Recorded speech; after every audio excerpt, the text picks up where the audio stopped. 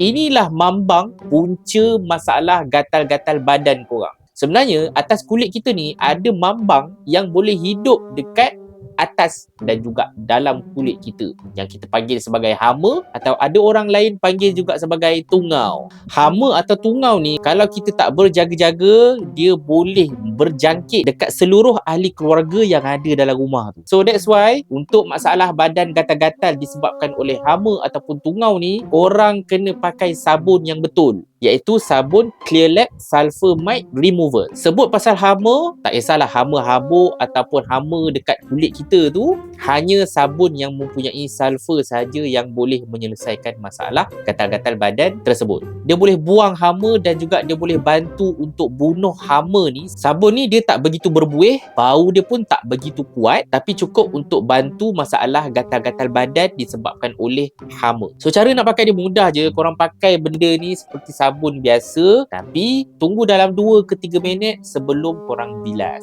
Sabun sulfur ni juga dia boleh bantu untuk mengecikkan ataupun mengeringkan jerawat badan, boleh bantu buka pori kulit kita, boleh bantu untuk mengurangkan minyak lebihan yang ada dekat kulit kita, yang mana semua ini boleh jadi punca kepada masalah gatal-gatal badan, especially yang jenis kuat berpeluh dan dia gatal semasa berpeluh. Sabun ni dia jenis gentle, maksudnya sulfur dia tak begitu kuat sampai tahap kulit korang rasa terik ataupun terlebih kering. Dan harga dia tak mahal sangat pun. Check beg kuning sekarang.